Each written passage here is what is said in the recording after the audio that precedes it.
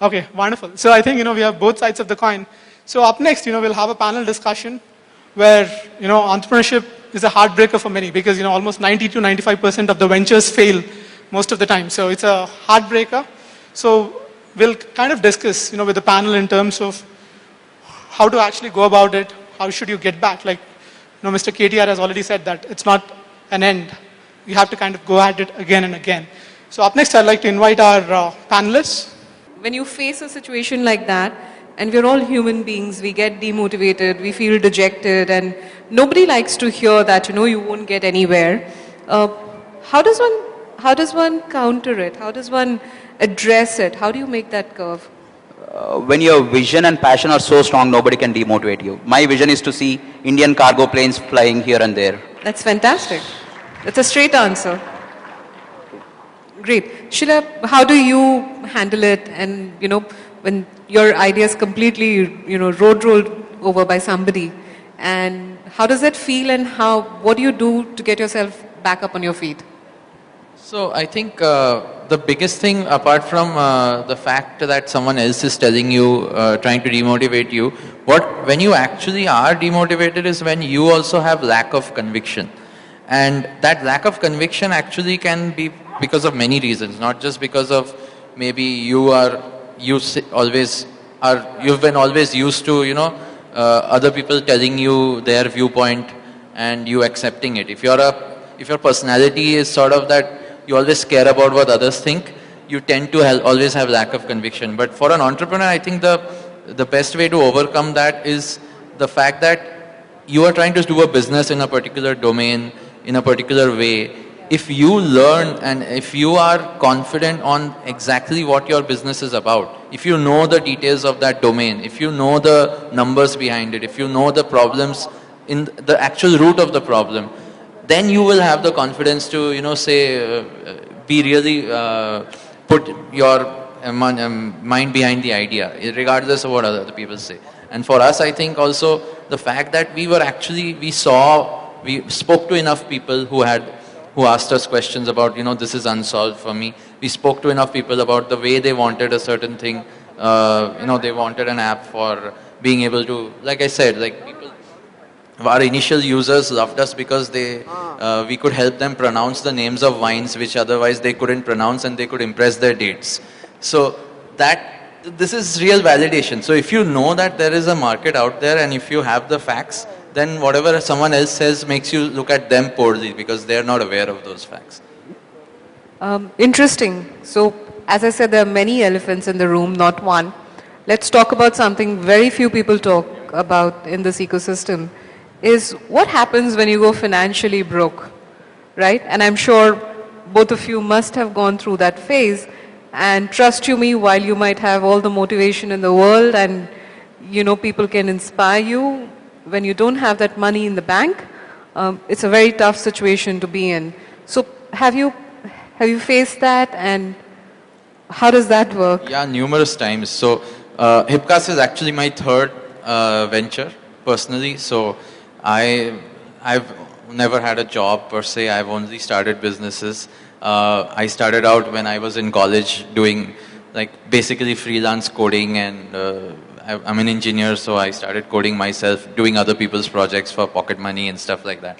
So I was, while still living at home with my parents, and after a certain amount of success when I stepped out, and after some months I realized that, it's not sustainable. Obviously doing small jobs is not something sustainable, and I hit my first roadblock of having no more money. I spent it all. I was a kid, I was foolish, and that's when you realize that where I need some support system, right? You needed someone to give you either encouragement or the fact that okay, don't worry, find something else, open doors for you. So for me it was my parents, my friends, everyone around me.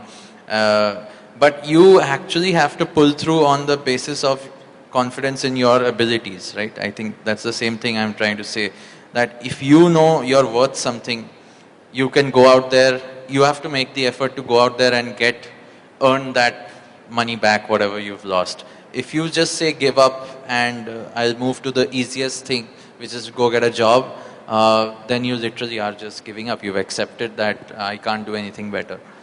So for me, I've had multiple moments after that. In business, as you run a business, you have to take so many risks.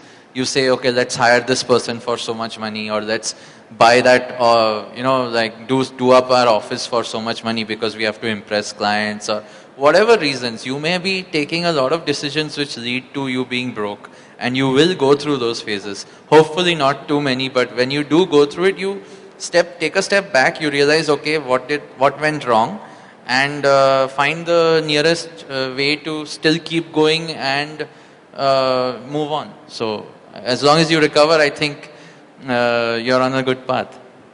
I agree. So you had some interesting story to tell about that. We'd love to hear what went on with We Deliver. So I had all my savings put on, like all my savings went up. Then I've started using my credit cards, again 4-5 lakhs of credit cards, maxed out. Broke is after credit cards, after small loans from friends, after parents, everything. That is when you're broke, okay? Otherwise you're not broke. Don't just say it's your bank account. No. It's everyone who can ever loan. So after that I've been to my relatives and they started telling you, I'm sure you'll not run this more than 6 months, so we are not going to invest anything. So I was asking every single person who have come all the way, and one of my dad's friend was interested, and I mean, he believed in me. I was surprised. Usually I never talk to him so much, but he was confident that I'll do something, and he has invested in me. Again, 6 months I've run the business with his money, and again, I'm broken. And my father-in-law trusted me. So he has invested some money, and from there, we have got beautiful paying customers. So rather than believing relatives, I started believing my customers. They have started paying me. That's fantastic. And I just want to make a small point here. I've been in this ecosystem for last 15 years, and I've gone through multiple cycles of, when you're very young and you're full of energy and very passionate about your ideas. And even the ecosystem was not as evolved when I started out. So when I went through my first cycle of going broke as defined by him, one thing you really should remember is to be flexible at that point. Your ego can't get the better of you. And you have to see how to fulfill the gap at that moment from where you want to work on your dream and where you are out there. So instead of getting disheartened and, feeling a sense of martyrdom, what you really need to do is be practical and figure out, okay, what are the things I can do in the short term which will help me achieve my long-term goal. If that means that you got to go and work for another startup, you got to go and do small menial jobs, you just got to do it. And that's really important. And now the very interesting question, how tough is it to raise funding?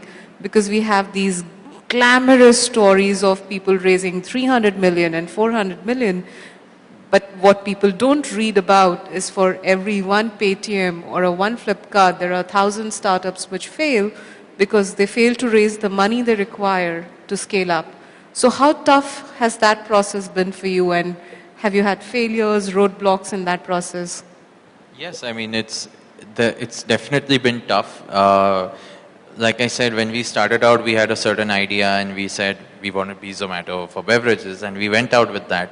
Immediately we were put down, said this is not going to work, no one wants it, not enough number of people want it. There was a lot of it was good constructive advice, but a lot of it was basically saying this will not work. And that, when you hear a lot of no's, obviously as an entrepreneur you don't give up, you still keep going back and going to the next guy. So in the course of us raising funding, we've actually met a lot of interesting kinds of characters from the startup ecosystem. So from the big VCs who just look at your numbers and say no, to individuals who actually come back and say yes, but they say yes on crazy terms, to going back to the drawing board. So thankfully, just like slowly your friends and your parents, initially they believe in you, eventually you find the right person also. It's not easy. It's doing many rounds of meetings. It's revising the pitch deck you have multiple times. It's focusing on the right things to talk about in a meeting versus not, because your vision and passion may not be exactly what a VC, a guy who's funding needs to hear. He probably needs to hear more about how will he get his money back, because that's actually what an investor is looking for. So over time, we raised some angel money from our network, and then once we got our app out there and our business model validated, we got some early numbers. That's when we went up and raised a small seed round, and that's where we are today. So, but yeah, it's not been easy, and there've been, like I said, various times we've had to go back to the drawing board and then go out there again, and that's how it's been. You have interesting stories again on that front. How did that go? And do people make some outrageous remarks or demands when you go about raising funds? So till 2014, I mean 2011 to 2014, I was just trying with the concept, and 2014 was my actual launch. So I started going to the VCs and all. They said this concept will not work. The same thing. So I came back. I took it as a challenge. I thought of proving it to the investors that this will work. So by the time I proved that, I have proved that this will work, and I went back to the VCs, and now they say this is a very crowded market. So when I've gone there in the first, they said this will not work, and now they say this is a crowded market. So right now we have raised an angel round, and right now we are working on break-even thing. I don't want to raise further money, so I'm just focusing on my customers. Like I've said, paying customers are more than investors. They keep encouraging you, like beyond investments. I think that's an interesting point because unfortunately, because of all the news and hype around funding, somehow funding's become a milestone of your journey. Yeah. But I think that's where your journey really starts. True. And if you don't need to, you shouldn't be raising that True. kind of money. Which brings me to my next question. Forget the co-founders. How difficult is it to sell your dream to people, to have them come and work for you? Have you found it difficult to find people to work for you? Have people left? Do they get disillusioned? What happens? The problem with the people is, see, we put in a lot of efforts to sell our vision, and finally we succeed because of our passion, commitment, whatnot. So we put in a lot of efforts to bring people, and there are people out there who will poach the people who we bring in. There is a company, Hyderabad-based company. It's a meat delivery company. They deliver meat basically. So I have recruited my delivery guys. I have trained them, and they are one of the finest delivery boys you can ever get. So this meat delivery guy comes to me and asks, Srinivas, can you deliver my meat to the customers? I said, fine, okay, I'll do that. So I have started sending 15 people, 20 people every week. My people used to go, and slowly the number has come down. And my delivery boys were leaving. And I got to know that these people are poaching the delivery guys. There was one hard moment for me. Like, I was there to serve my client, and my client ditches me. So selling vision, once you are passionate and once you have a very clear vision, I don't think it's really difficult to sell. Because people out there, there are intelligent people who will know you will do something. So they will believe in you, they'll come on board. Eventually, meet 100 people. If not, meet 1,000 people, sell them. You'll get the finest 10 or 1 whomsoever you need. So that journey was okay, but after bringing in people, people started poaching. I find the talent, and I bring them, I train them, and people go out and people started poaching them. That was one hard part for us. Yeah, that's a tough one because you spend so much time and so much effort. So, again, my question is like, how tough is it to get people to come and believe in your dream and hang on through the ups and downs? Because a startup takes the next couple of years for it to take some shape. How does one build that team? What does one do to retain good talent? Give them free beer, basically. But no, while we may have that advantage as a company where obviously it's a very casual atmosphere and we encourage people to, basically try out new stuff. At the same time, because of the market created by the hype around startups, people's costs have gone up. So today in Bombay or even in Bangalore or anywhere else, even here, the cost of what a salary of a developer was 5 years ago is at the same level, has doubled. And the cost of living has not, to be honest. So you as a founder, as an entrepreneur, it's obviously hard cash for you to sell out, whether it's investor money, your own money, customers, revenue money. The expectation mismatch which happens because of that between the team is something which can really sort of bring it all down. founders can either think like, oh, I have to pay this much, I need this much money because I need this kind of people, or you can try and spend more time going through more people, more profiles, and screening and finding the right fit. But in my personal experience, I think the right fit is a middle path, but it's more on finding the right person who believes in your idea, because that will ensure he stays longer than the fact that how much money you give him. Because just like I said, people can get poached. It's crazy, and it's not their fault. They're obviously looking for the best out there, but the fact that that motivates them is not the kind of culture you need at a startup in the beginning. You know, money can't be the motivator, the main motivator for a person, for him to be part of the team. So we had to look at the kind of people who everyone loved us, everyone loved the product, they all wanted to be part of the cool company doing the latest things, and that's how people come attracted to startups, right? All the people that at events like this, everyone, why is this hype about startups so much? Because it's cool, because it's the newer thing to do. It's not to, go into a regular boring job. It's to become a part of a dynamic environment. But at the same time, they should also understand what comes with it. And that's where founders have to tell that story in the right way. You have to really convince someone the bigger picture about at least what your vision is. And only then you find the right fit. So it's important that you do that. You communicate that story and they buy into that story.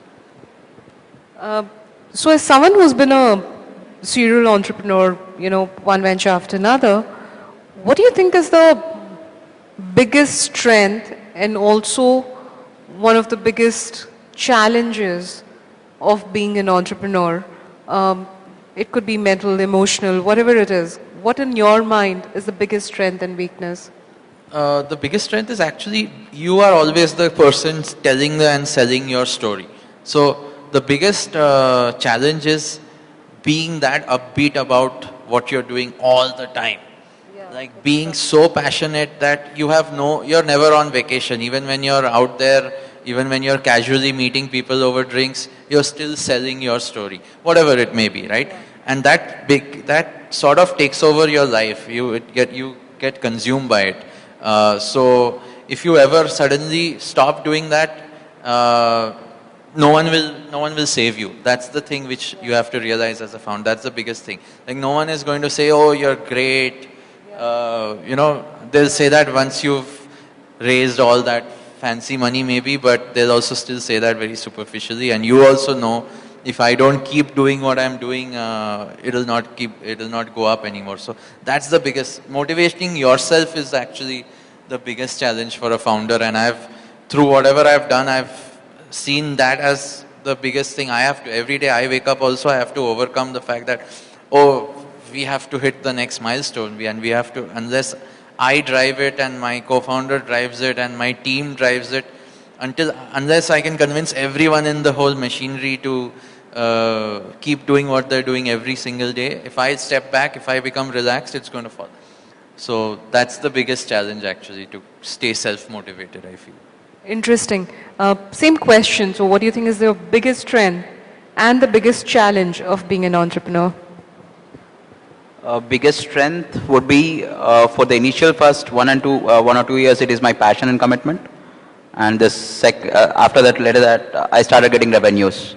So these revenues prove that, my business model will work. That is the biggest strength that I have. And my customer base, the reviews that they write, as I said, delivery is no more a luxury or comfort, it has become a necessity. So the way people talk to me, they call me, people call the call center and further they call me and say, Srinivas, I have placed an order with your company. The old first 100 customers, they still call me and they place the order with me.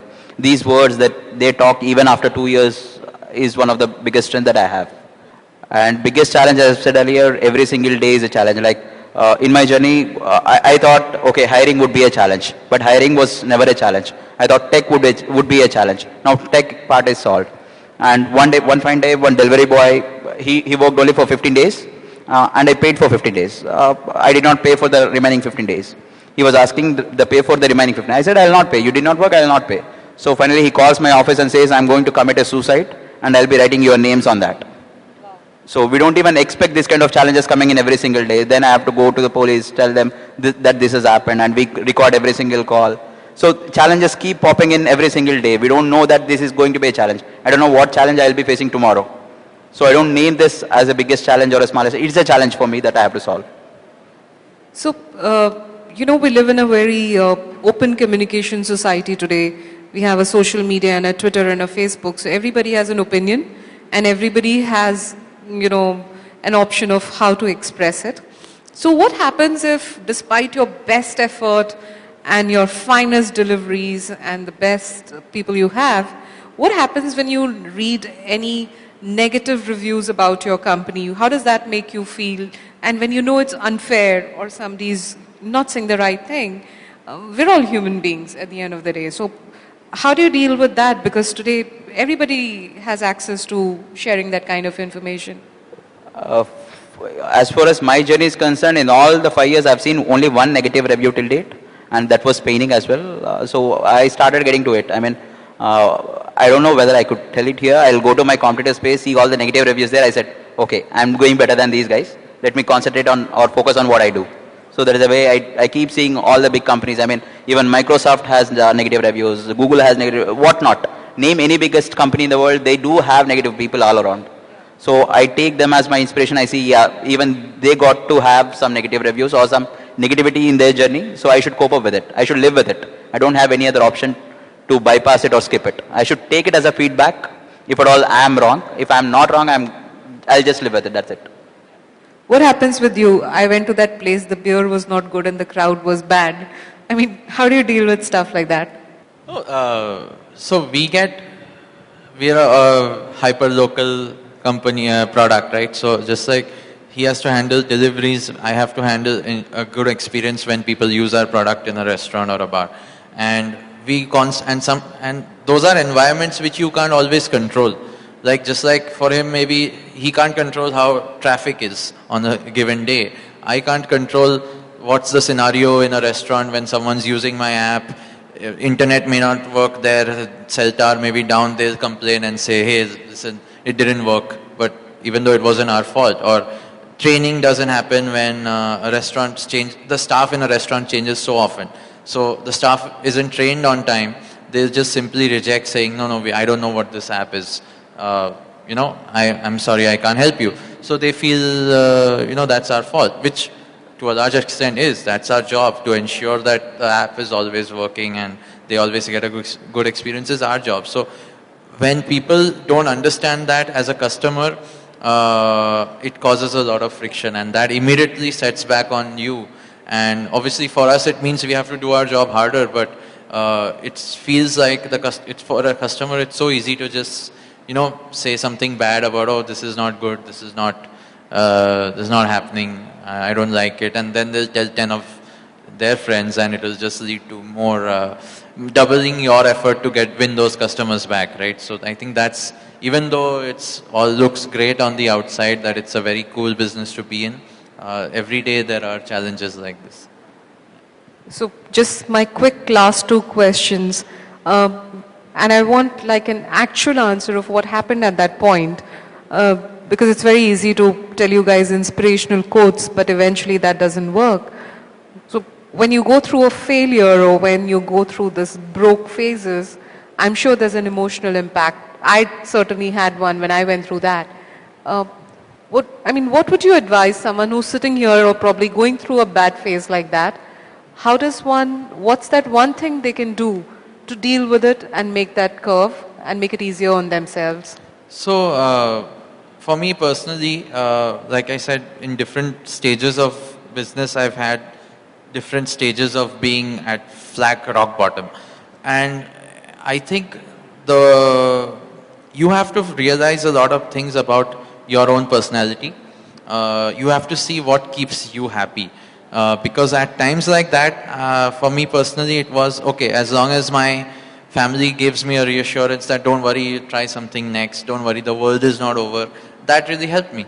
That helped me refocus and, look at, okay, acceptance is, I think, a very big deal as well. I had to accept that, okay, this went bad, this didn't work, this is where I'm at now. fine, let's go back up. Let's ditch the ideas, even which I was passionate about for the last 1 year maybe. If it didn't work, that's the reality. Face the reality, facing and accepting the reality is also something you have to, I guess, you have to learn as an entrepreneur. So I had to learn that. I had to say, okay, this is, so my second product was a product called Point Shelf, which was a payments and loyalty product. While it was great, it lasted, it did really well, but it flattened out. There was no more customer adoption. People were not using it as much for it to make enough money. And I had to let it go. I had to say that no, this is not working, even though there was a full team, there were some transactions happening, it was in restaurants, it was everywhere. But I had to accept that no, I have to cut this off because I was out of money, and my believing in it only and a few people using it is not what a viable business comes out of. So I had to say, let's change it, let's do something else, let's figure out the next problem. So that realization happens when you are at that rock bottom, when you know your bank balance is done, your people depend on you, right? You give people salaries in your company, or even if you tell them, listen, hold on for a month, when you can't even say that hold on for a month is also not going to solve the problem, you have to accept.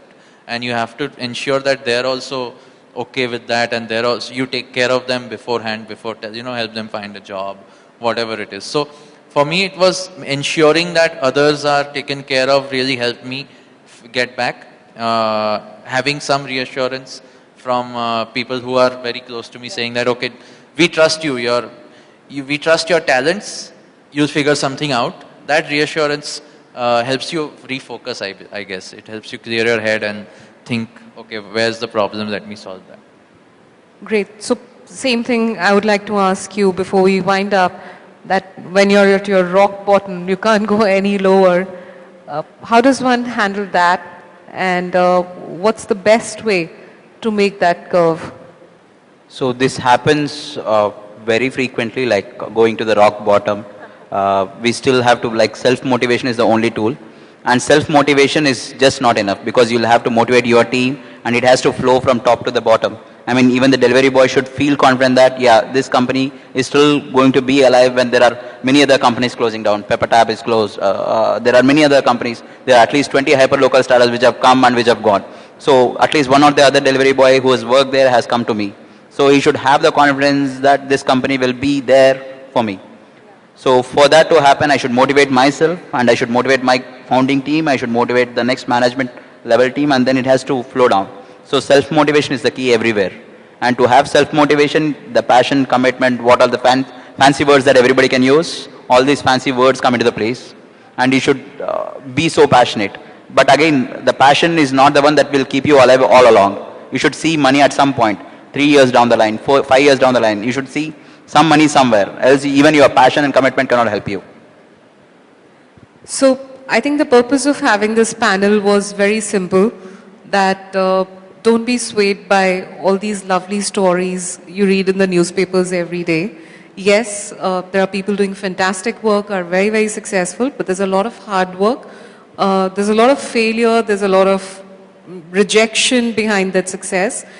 Be aware of it, and don't let success or failure tint your vision, and one doesn't exist without another.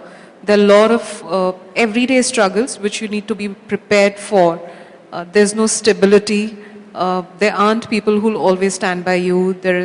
Finding talent is really tough. Raising funds is not a joke. As far as you're aware and walk into it with your eyes open, we wish you all the very best and hope that you go on to achieve all the success. And thank you for patiently listening to us. Thanks a lot.